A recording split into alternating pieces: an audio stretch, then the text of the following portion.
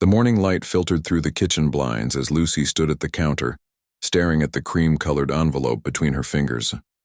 The paper was thick and expensive, with her name and her husband David's elegantly printed in gold lettering. She didn't need to open it to know what it was, another invitation to her sister-in-law Patricia's annual garden party. Lucy's stomach tightened at the thought. Is that what I think it is? David's voice came from behind her. He placed his coffee mug on the counter and kissed the top of her head before peering over her shoulder. Lucy nodded, finally breaking the seal on the envelope. Patricia's garden party, 3rd Sunday of June, just like always. David reached around, her to grab a piece of toast from her plate. Well, at least the food is good, he said with a half smile that didn't quite reach his eyes. Lucy turned to look at her husband, this man who had somehow wandered into her small-town life 5 years ago and turned everything upside down. With his sharp mind and kind heart, David had built a tech empire from nothing, becoming one of the country's youngest billionaires. And somehow, against all odds, he had fallen in love with her. A kindergarten teacher with dirt under her, fingernails from tending to her classroom's vegetable garden. Do we have to go? Lucy asked, already knowing the answer. You know how it always is. David sighed, leaning against the counter. Their kitchen was spacious but simple. Lucy had insisted on keeping things practical when they built their home, despite David's willingness to splurge on every luxury imaginable. It was one of the many things his family couldn't understand about her. They're still my family, Luce, he said softly. And you're my wife. I want them to see what I see when I look at you. Lucy shook her head, remembering last year's party. The whispers behind manicured hands.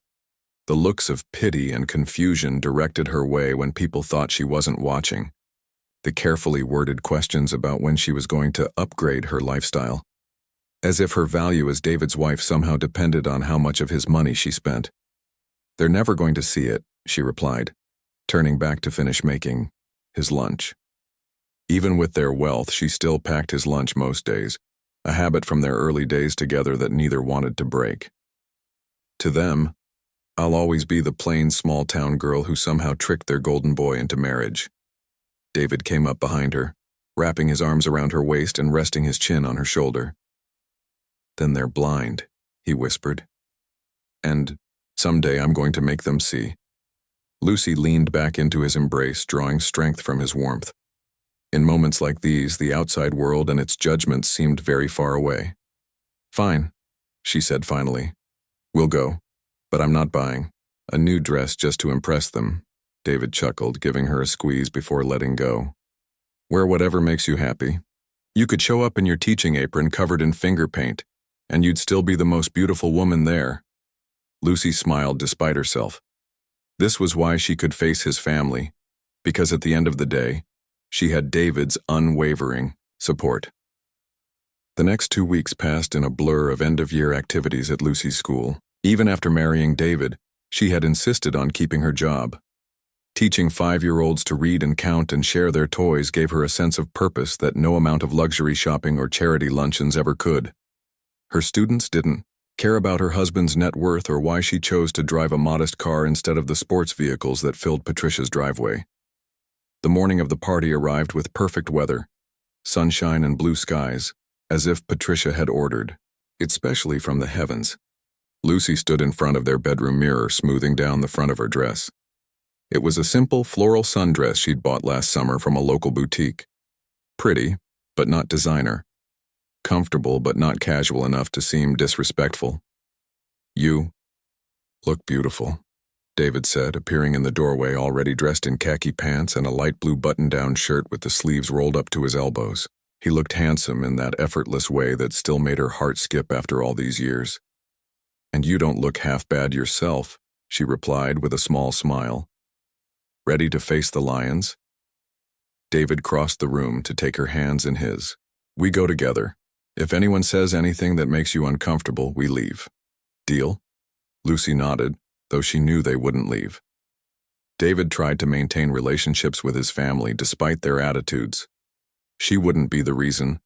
Those bonds broke, no matter how difficult these gatherings were. The drive to Patricia's estate took nearly an hour. As they passed through the massive iron gates and up the tree-lined driveway, Lucy felt the familiar anxiety creeping in. Patricia's home was a sprawling mansion set on 20 acres of manicured grounds. Today, luxury cars lined the circular driveway and staff in crisp uniforms directed traffic and took keys for valet parking.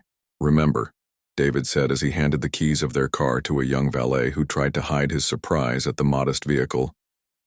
"I love you exactly as you are." Lucy took a deep breath and nodded, accepting his arm as they walked up the stone steps to the front entrance.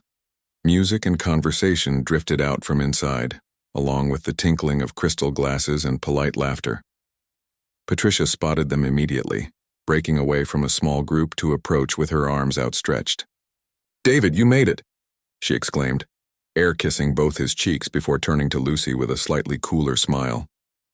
"And Lucy, how nice to see you again." Patricia was stunning as always, tall and slim in an expensive designer dress that probably cost more than Lucy's monthly salary. Her dark hair was swept up in an elegant twist, diamond earrings catching the light with every turn of her head. "Thank you for inviting us," Lucy said politely. "Your home looks lovely, as always." Patricia's smile didn't quite reach her eyes. "Well, we did some renovations since you were here last. Nothing major, just updated the east wing and added a new pool house." She waved her hand dismissively, as if spending millions on home improvements was as casual as changing a light bulb. "The gardens look amazing," David cut in smoothly. "Those new rose varieties you mentioned planting really took off." Patricia beamed at her brother. "They did. You must let me show you later. But first, drinks. Robert has been asking about you. Something about that new acquisition your company is making. He's by the fountain with the others." "I'll catch up with him soon," David said, his hand finding Lucy's and squeezing gently. "First, I'd like a drink with my wife." Patricia's smile faltered for just a moment before she recovered. "Of course! The bar is set up on the terrace. Help yourselves. I need to check on the caterers anyway." With another air kiss, she was gone, disappearing into the crowd of well-dressed guests. "That wasn't so bad," David murmured as he guided Lucy through the house toward the back terrace. Lucy gave him a look. "That was just the greeting. Give it time." They emerged onto a stunning stone terrace overlooking perfectly landscaped gardens. A string quartet played softly in one corner, while uniformed staff circulated with trays of champagne and hors d'oeuvres. Lucy recognized some faces from previous gatherings: David's cousins, his old college friends, business associates, and their wives, all cut from the same cloth as Patricia, wealthy, polished, and judgmental. "David," a booming voice called out, and Lucy turned to see Robert, Patricia's husband, waving them over to a group gathered near an ornate fountain. "Come join us, man. We were just discussing that healthcare tech startup you've been eyeing." David hesitated, glancing at Lucy. "Go ahead," she encouraged him. "I'll get us some drinks and join you." He frowned slightly. "You sure? I can come with you." "I'm a big girl," she said with a smile that felt more confident than she actually was. "I can handle grabbing 2 glasses of champagne on my own." David looked unconvinced but nodded. "I'll be right over there. 5 minutes, then I'm coming to find you." Lucy watched him walk away, straightening her shoulders as she headed toward the bar. She could do this. It was just a few hours of her life. For David, she could endure just about anything. What she didn't notice was Patricia and 2 other women watching her from across the terrace, their heads bent together in conversation, their eyes critical as they assessed her simple dress and minimal jewelry. Nor did she see the slight smirk on Patricia's face as she whispered something that made the others laugh behind their hands. The afternoon was just beginning, and already the undercurrents were pulling Lucy into deeper waters than she had prepared for. But she lifted her chin and kept walking, unaware that by the end of this day everything would change, not just for her, but for everyone in David's family. Lucy made her way to the bar, trying to ignore the feeling of eyes following her across the terrace. The bartender, a young man with a friendly smile, handed her 2 glasses of champagne. "Thank you," she said. grateful for the simple human interaction that didn't feel loaded with judgment. As she turned to head back to David, she found her path, blocked by 3 women. Patricia stood in the center, flanked by 2 others Lucy recognized as David's cousins, Olivia and Grace. All 3 wore designer dresses that probably cost more than Lucy's entire wardrobe. "Lucy, darling," Patricia's voice dripped with false sweetness. "Don't run off so quickly, we hardly ever get to chat, just us girls." Lucy clutched the champagne glasses a little tighter. "I was just bringing a drink to David." "Oh, the men are deep in business talk now," Olivia said with a dismissive wave. "You'd be bored to tears. Besides, Robert's assistant can bring David whatever he needs." She snapped her fingers and a server materialized beside them. "Take this to David Mason by the fountain," she instructed, plucking one of the champagne glasses from Lucy's hand and placing it on the server's tray. Before Lucy could protest, Patricia had linked arms with her, steering her toward a seating area tucked into a quiet corner of the garden. "We have so much catching up to do," she insisted. Lucy found herself perched on the edge of an elegant outdoor sofa, surrounded by the 3 women. From this position, she could see David across the lawn, deep in conversation with Robert and several other men. He glanced up, catching her eye with a questioning look. She gave him a small smile and slight nod, letting him know she was okay.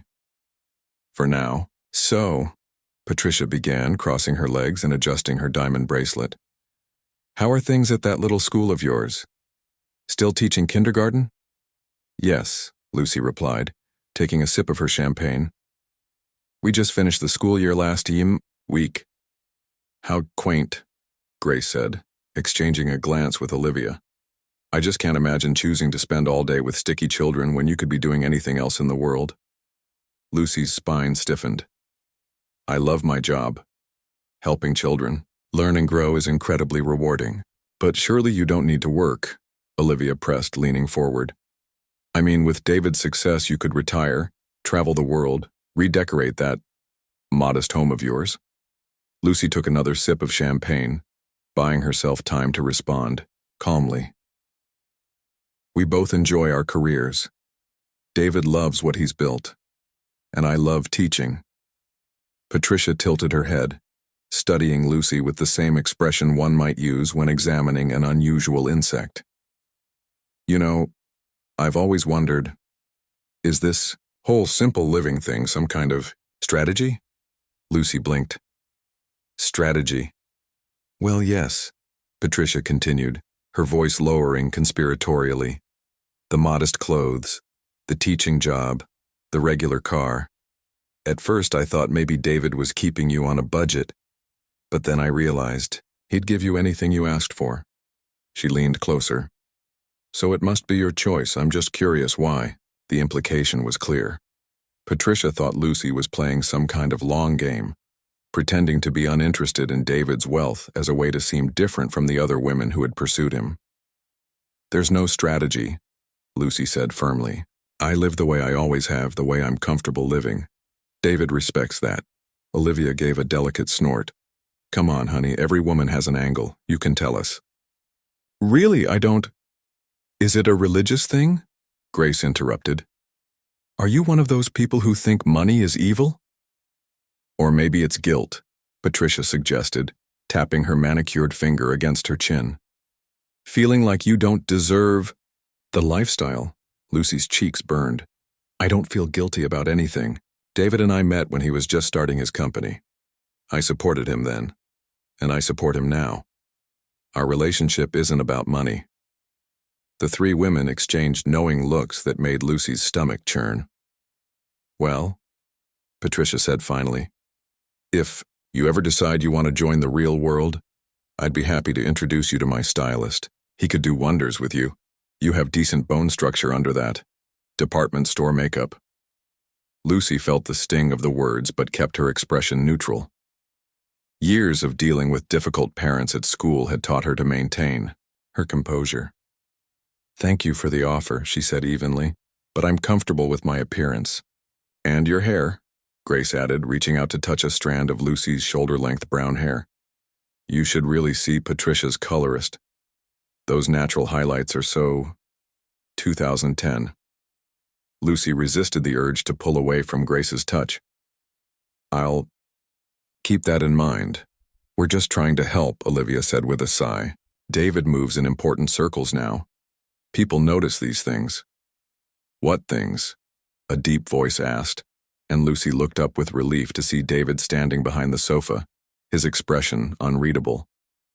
David, Patricia exclaimed, her demeanor shifting. Instantly. We were just having girl talk with your lovely wife. David's eyes narrowed slightly. What kind of girl talk involves criticizing my wife's appearance? An uncomfortable silence fell over the group. Lucy stood up, moving to David's side. It's fine, she murmured, though they both knew it wasn't. No, it's not, David said quietly, his voice carrying a steel edge that Lucy rarely heard. Lucy doesn't need styling advice or makeover tips. She's perfect exactly as she is. Patricia gave a tinkling laugh, though her eyes remained cold. Oh, David, don't be so sensitive. We were just offering some friendly suggestions. That's what family does. Is it? David asked, his arm sliding around Lucy's waist.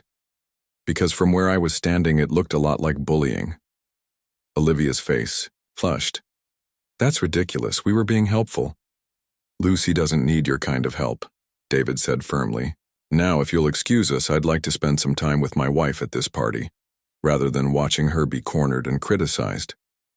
As David guided her away, Lucy could feel the daggers of the women's stares on her back.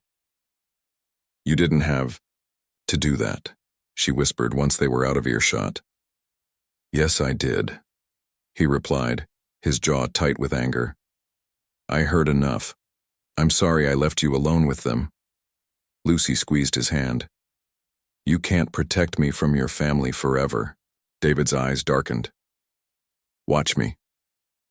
The rest of the afternoon stretched on endlessly. Lucy stayed close to David's side, but the damage was done. She felt the weight of judgment everywhere, in the appraising glances from the other guests, in the whispered conversations that stopped when she approached, in the overly polite questions about her little job and her charming clothing choices. During dinner, served at elegant tables scattered across the lawn, Lucy found herself seated between an elderly uncle of David's, who was hard of hearing, and a young woman who was glued to her phone. David had been placed at a different table with Patricia, Robert, and several business associates. Divide and conquer, Lucy murmured to herself, picking at the expertly prepared food she had lost the appetite for. Across the garden, she could see David engaged in what appeared to be a tense conversation with Patricia. His sister-in-law was gesturing animatedly, while David sat with his arms crossed, his expression stony. You're David Mason's wife, aren't you? The elderly uncle suddenly asked, his voice louder than necessary. Yes, Lucy replied with a polite smile. I'm Lucy.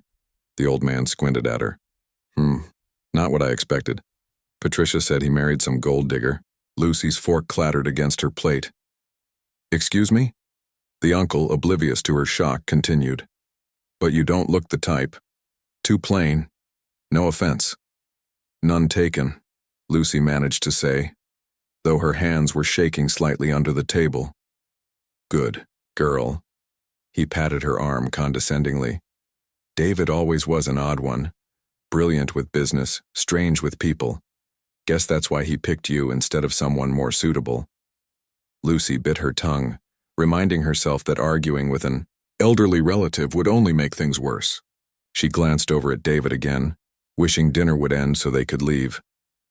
As if sensing her distress, David looked up and met her gaze across the garden. He immediately stood, excusing himself from his table and making his way toward her. Uncle, William, David greeted the old man with a nod before turning to Lucy. Everything okay? The trembling smile she gave him was answer enough. David extended his hand to her. I think it's time for some air. Would you join me for a walk? Gratefully, Lucy took his hand and stood. As they strolled away from the tables, toward a quieter part of the garden, she felt herself breathing easier for the first time since they'd arrived. What did he say to you?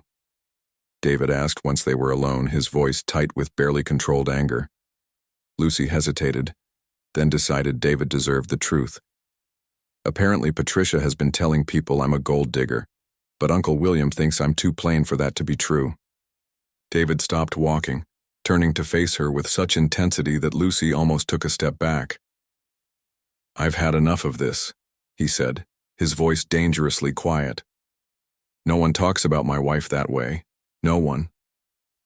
"David." "No, Lucy. I've tried to. Be patient.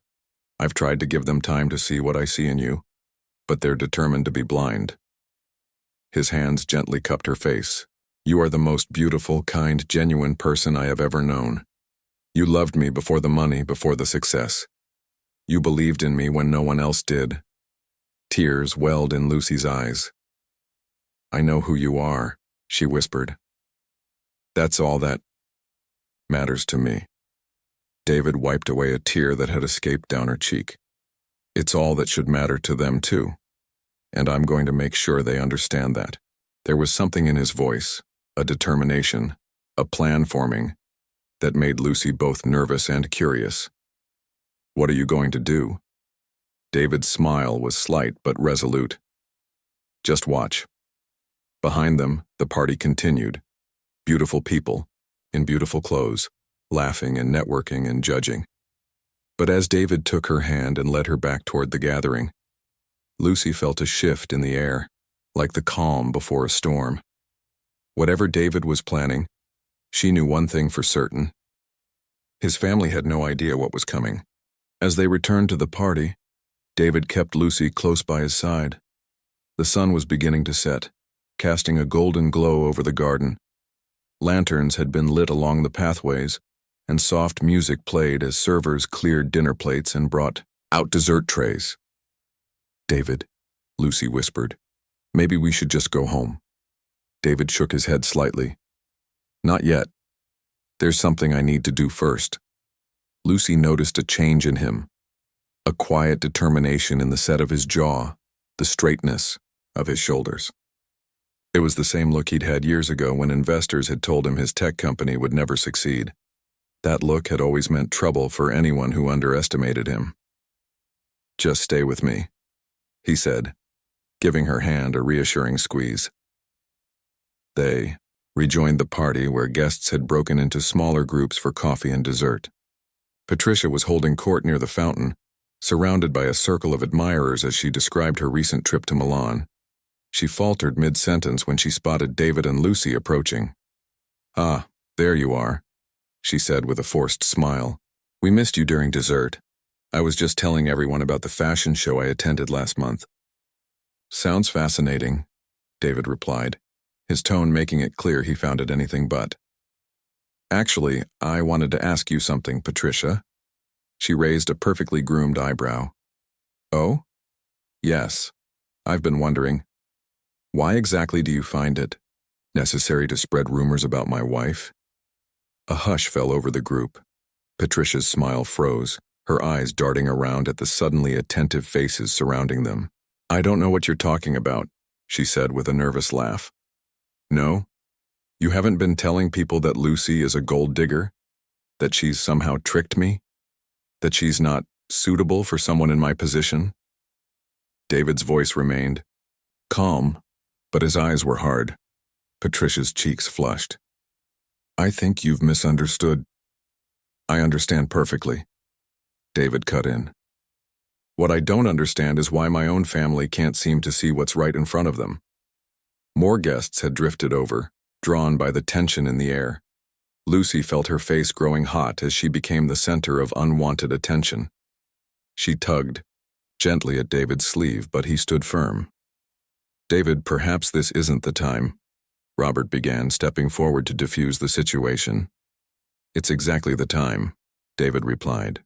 "I've watched all day as Lucy has been insulted, belittled, and judged by the people who should be welcoming her. It stops now." Patricia crossed her arms defensively. "No one has insulted her.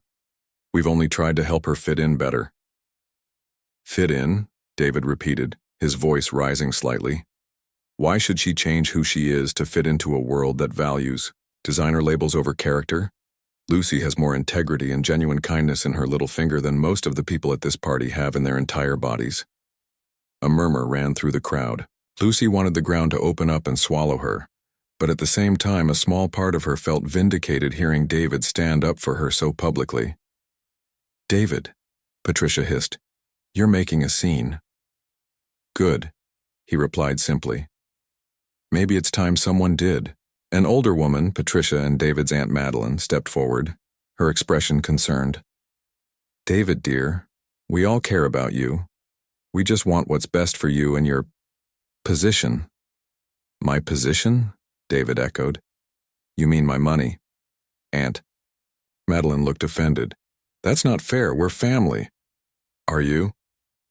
David looked around at the gathered faces. "Because family supports each other. Family accepts each other. Family doesn't try to change someone just because they don't fit some arbitrary standard of wealth or status." He turned to address the entire group. "Let me tell you something about Lucy that none of you have bothered to learn. When I started my company, I had nothing but an idea and a tiny apartment I could barely afford. Everyone told me I was crazy to quit my job. Everyone except Lucy." He looked at her then, his expression softening. "She believed in me when no one else did. She worked double shifts at her school to help pay our rent. She sat up with me all night when I was coding, bringing me coffee and listening to me talk through problems." Lucy felt tears pricking at her eyes as David continued. "When I couldn't afford a suit for my first major investor meeting, she took money she'd been saving for a teaching conference and bought me one instead. She never once complained about the long hours or the uncertainty. She never asked for anything in return." He turned back to face his family, his expression hardening again. "And now that we have financial success, she still doesn't ask for anything. Not designer clothes or fancy jewelry or exotic vacations. Do you know why?" No one spoke, but all eyes were on him. "Because Lucy doesn't measure a person's worth by their bank account or their social status. She cares about who they are on the inside." David's voice had grown quieter, but somehow that made his words even more powerful. "It's a lesson some of you could stand to learn." Patricia's face had turned an unhealthy shade of red.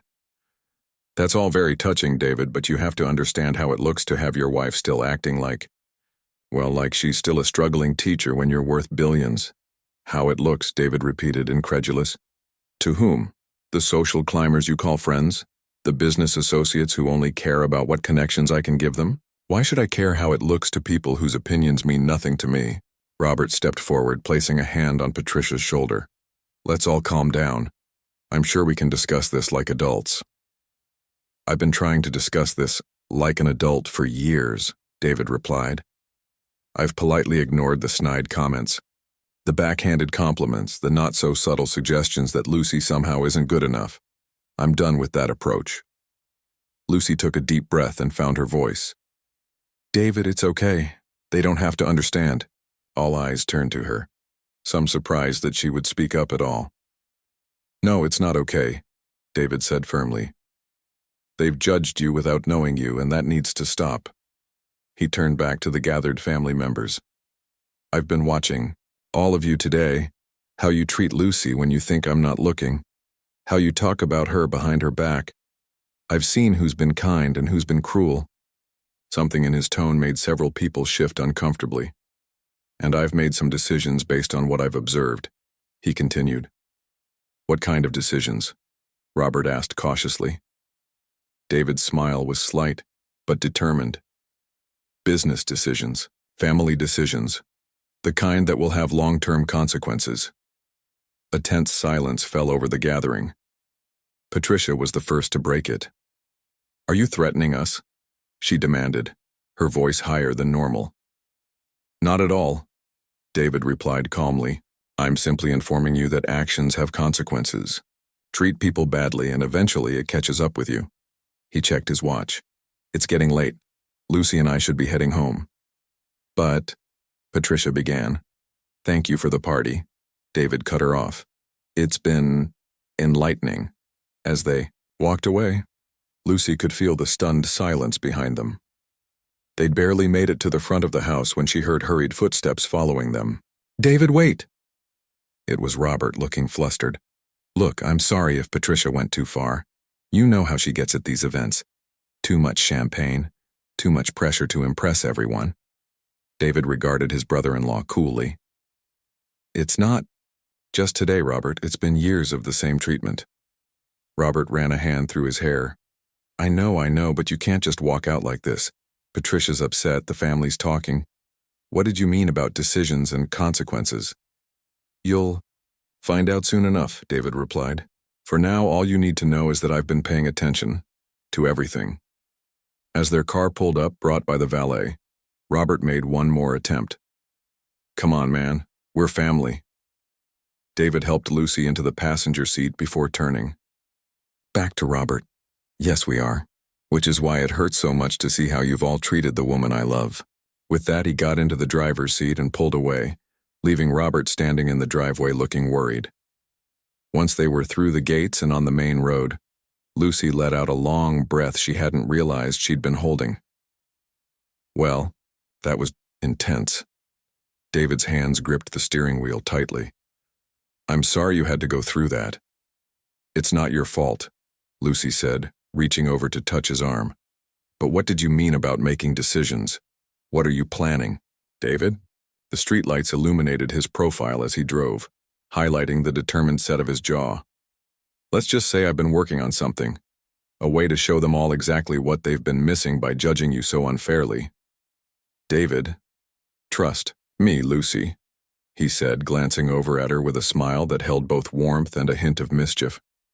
By this time next week, my family will never look at you the same way again.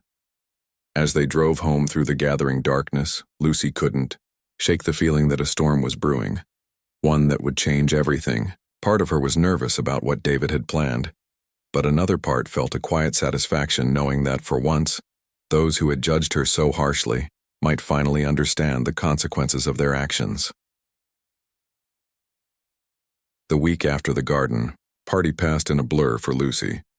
She threw herself into planning for the upcoming school year, organizing her classroom and preparing materials for a new group of 5-year-olds who would soon fill the space with laughter and learning.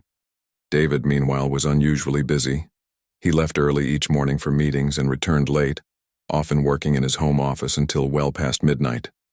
Whenever Lucy asked what he was working on, he would smile mysteriously and say, "You'll see soon enough."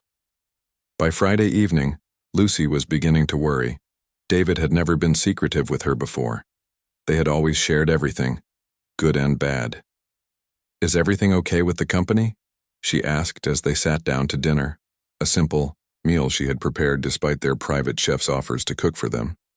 David looked up from his plate, his expression softening. Everything's fine. Better than fine, actually. Then what's with all the secrecy? All these late nights and mysterious meetings? David reached across the table to take her hand. I promised you that my family would never look at you the same way again. I'm making good on that promise. Lucy frowned. David, what exactly are you planning? You're not going to do something drastic like cut them off completely, are you? They're still your family. Family should support each other, David replied, his voice firm but gentle. They should accept each other for who they are, not who they want them to be. Before Lucy could press further, David's phone rang. He checked the screen, and his expression changed. It's Patricia, he said, raising an eyebrow. Lucy felt her stomach tighten. They hadn't heard from any of David's family since the confrontation at the party. Are you going to answer it? David nodded, putting the phone on speaker. Hello, Patricia? David. His sister-in-law's voice sounded strained. We need to talk. I'm having dinner with Lucy right now, David replied calmly. Can it wait? There was a pause. Actually, I'd like to speak with both of you. Robert and I would like to invite you to dinner tomorrow night. Lucy and David exchanged surprised glances. Patricia had never voluntarily included Lucy in anything before. What's this about? David asked, his tone cautious. We... Patricia seemed to be struggling for words, which was unusual for her. Look, I owe you both an apology, especially Lucy. I'd rather do it in person. David's eyes narrowed. That's quite a change of heart after all these years. Yes, well, Patricia cleared her throat.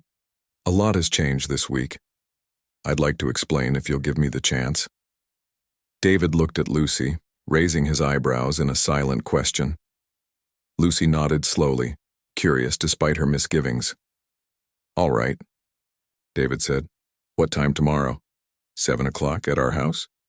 We'll be there, David confirmed, ending the call. Lucy stared at him. That was weird. Patricia never apologizes for anything. David's mouth quirked up in a half-smile. I did tell you things would change. David, Lucy said slowly. What did you do? He took a sip of his water, his eyes twinkling. Let's just say I made some adjustments that have apparently gotten their attention. What kind of adjustments? You'll find out tomorrow, he promised, along with everyone else. The next evening, Lucy found herself once again driving through the gates of Patricia and Robert's estate. This time, however, there were no other cars in the driveway, no party guests milling about. It would be just the four of them. Are you ready for this? David asked as they approached the front door. Lucy smoothed down her simple blue dress, the same one she'd worn to dinner with the school principal last month. As ready as I'll ever be. The door opened before they could ring the bell. Robert stood there, looking unusually disheveled for a man who prided himself on his appearance. David, Lucy, thank you for coming, he said, stepping aside to let them in. His smile seemed forced, his eyes darting nervously between them. They followed him to the formal dining room, where Patricia was already seated. Lucy nearly did a double take. At the sight of her, gone was the perfectly coiffed hair and designer outfit. Instead, Patricia wore a simple blouse and pants, her hair pulled back in a casual ponytail. She looked like she hadn't slept well. Please, sit down, Patricia said, gesturing to the chairs across from her. The usual commanding tone was missing from her voice. As they took their seats, Lucy noticed the table was set simply, with none of the elaborate centerpieces or formal place settings that Patricia typically insisted on. A maid brought out the first course, a modest salad rather than the extravagant appetizers Patricia usually served. An awkward silence fell over the table as they began to eat. Finally, Robert cleared his throat. I suppose we should address the elephant in the room, he said, setting down his fork. David, what you've done, it's got everyone talking. David took a sip of water, his expression neutral. I simply made some business decisions that were long overdue. Business decisions? Patricia repeated, her voice rising slightly. You've upended everything. Lucy looked between them, confused. Can someone please tell me what's going on? Patricia stared at her. You don't know? He hasn't told you? Lucy shook her head, turning to David with questioning eyes. David set down his glass and took Lucy's hand. I've been making some changes to our family's business arrangements, he explained. For years, I've allowed Patricia and Robert to use my name and connections for their various ventures. I've invested in Robert's projects regardless of their merit. I've let Patricia's charity foundation operate under my company's umbrella, giving her social standing she wouldn't otherwise have. He turned to face his sister-in-law and her husband. As of Monday morning, all of that has changed. Robert ran a hand through his hair. He's withdrawn all financial support from my development projects. The banks are now questioning whether they want to continue their investments without David's backing. And he's removed me as head of the foundation, Patricia added, her voice tight. The one I've run for 5 years. Lucy blinked, trying to process this information. But why would you do that, David? Because, David replied, his eyes never leaving Patricia and Robert. I realized I've been enabling behavior that I don't agree with. People who treat others badly shouldn't be rewarded with power and privilege. Patricia's eyes glistened with unshed tears.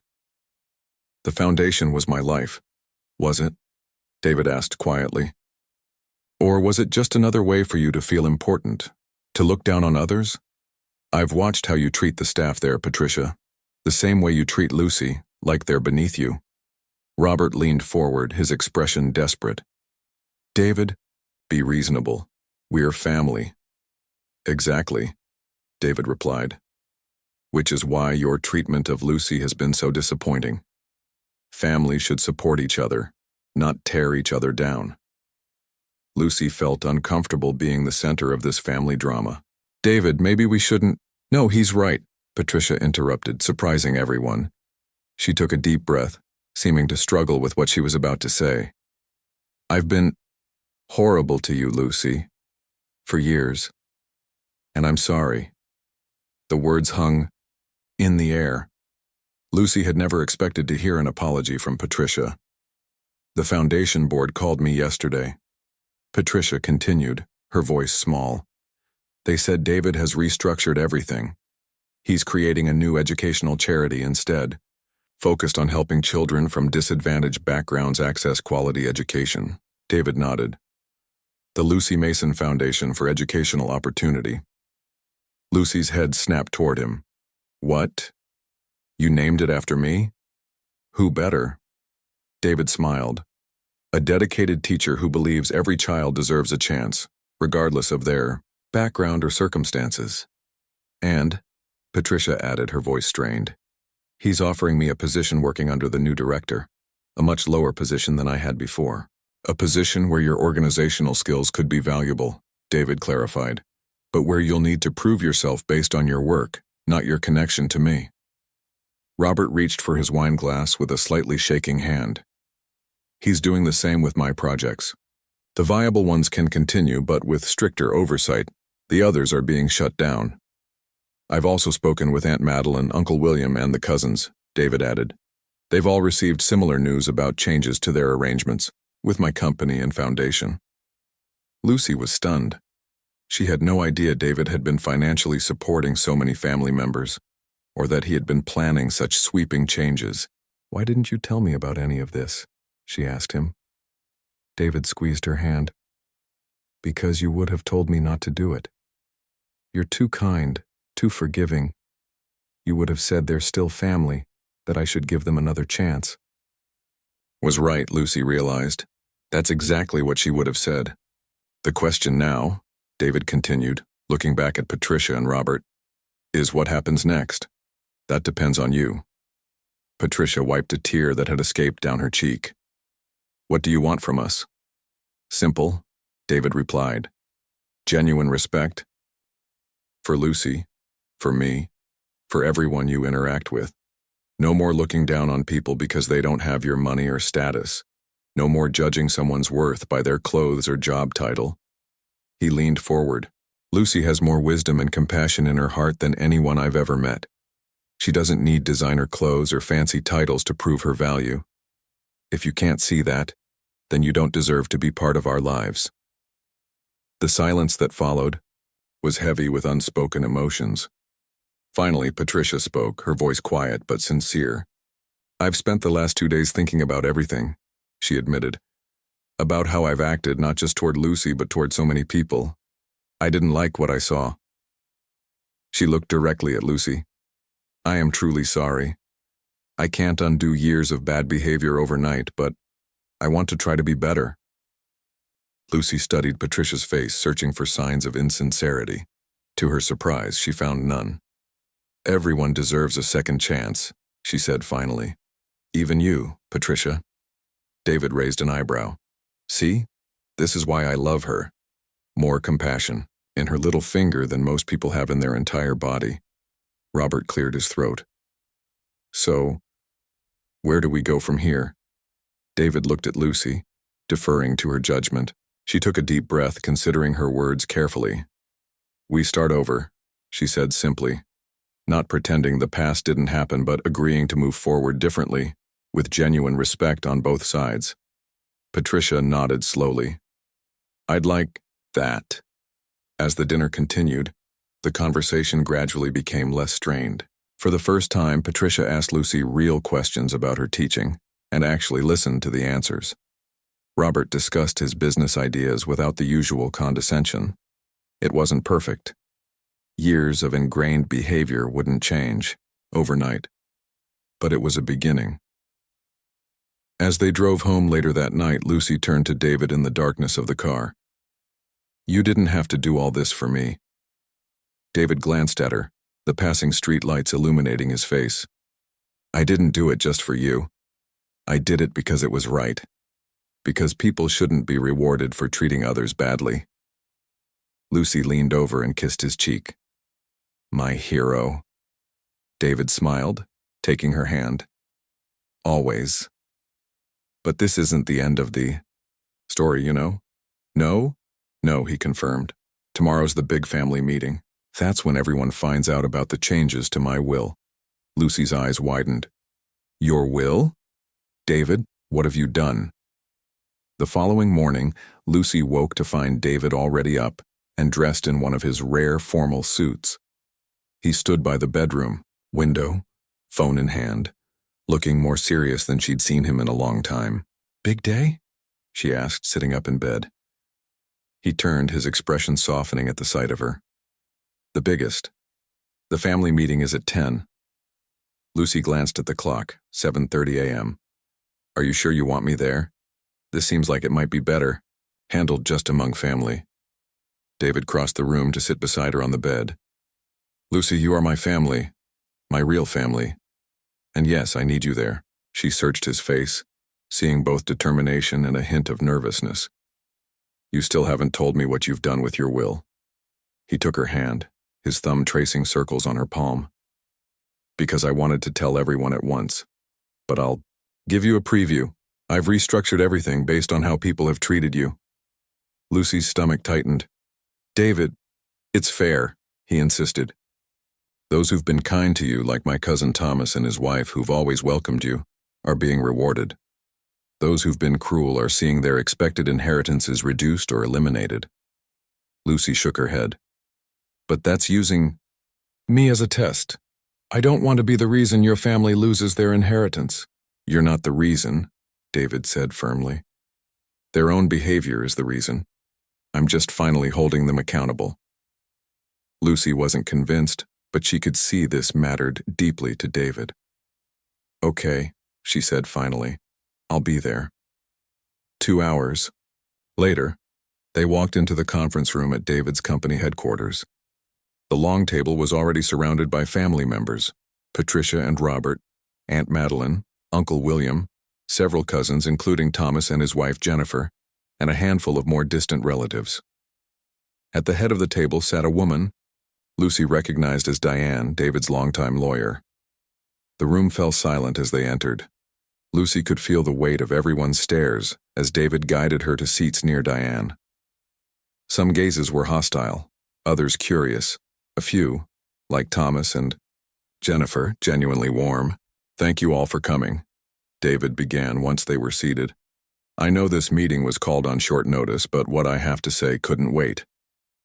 If this is about the business changes you've already made, we're all painfully aware, Uncle William grumbled. David smiled thinly. Those were just the beginning. Today we're discussing my personal estate and will. A ripple of murmurs ran through the room. David had always been private about his personal finances, even as his wealth grew to billions. Diane has the official documents, David continued, but I wanted to explain my decisions to you personally, out of respect for our family ties. He stood, buttoning his suit jacket, a gesture Lucy recognized as his way of preparing for a difficult conversation. 4 years I've watched how you've treated Lucy. Some of you have been welcoming, kind, and accepting. His gaze lingered on Thomas and Jennifer. Others have been cold, judgmental, and sometimes outright cruel. His eyes moved to Patricia, who had the grace to look down at her hands. I've decided that how you treat my wife, the person I love most in this world, says everything about your character, and I've adjusted my will accordingly. The tension in the room was thick enough to cut with a knife. No one spoke, but Lucy could almost hear the calculations running through some of their minds. Thomas and Jennifer, David said, turning to his cousin. You've always treated Lucy with genuine warmth. You invited us to your home for regular dinners, not business networking opportunities. You asked about her teaching because you were truly interested, not to judge her career choice. Thomas looked embarrassed at being singled out. We just liked her, David. It wasn't calculated. I know, David replied with a genuine smile. That's exactly the point. And that's why you're now the primary beneficiaries of my personal trust after Lucy, of course. Thomas's mouth fell open. Jennifer grabbed his hand, equally shocked. But, Thomas stammered, your sister? Your parents' estate plan? My parents would have wanted my wealth to go to people of good character, David said firmly. You've proven yours. He turned to face the rest of the table. Others of you have demonstrated less admirable traits. Patricia, you've led the charge in criticizing Lucy from day one. You've mocked her clothes, her job, her background. You've spread rumors calling her a gold digger while simultaneously suggesting she should take more of my money for appearance's sake. Patricia's face had gone pale. David, I've apologized for that. Yes, after you faced consequences, David acknowledged. And I appreciate that first step. But trust, once broken, takes time to rebuild. That's why your portion of my estate has been reduced to 5%, held in trust with specific conditions about demonstrated character improvement. Gasps echoed around the table. Patricia had always assumed she would inherit a significant portion of David's fortune as his only sibling. Robert, similar terms apply to you. Aunt Madeline, Uncle William. Your shares have been adjusted based on your past behavior as well. David continued around the table, outlining changes that reflected each person's treatment of Lucy over the years. Some received news of reduced inheritances. Others learned they'd been removed entirely. A few discovered their shares had increased based on their kindness. Lucy sat quietly, feeling uncomfortable being the measure by which David's family was being judged. Yet she couldn't deny the truth in his assessments. Every person he named had shown their true character in how they'd treated someone they believed couldn't benefit them. This is outrageous, Uncle William finally exploded, his face red with anger. You can't possibly be serious about giving Thomas more than your own sister. I'm entirely serious, David replied calmly, and before anyone suggests challenging. This will. Diane has ensured it's legally bulletproof. More importantly, these changes take effect immediately through a living trust, not after my death. The room fell silent again as the implications sank in. Now, David continued, I want to be clear about something. These decisions are not irreversible. People can change as if they truly want to. That's why I've included review provisions in the trust. Every 2 years, the allocations will be reassessed based on demonstrated behavior.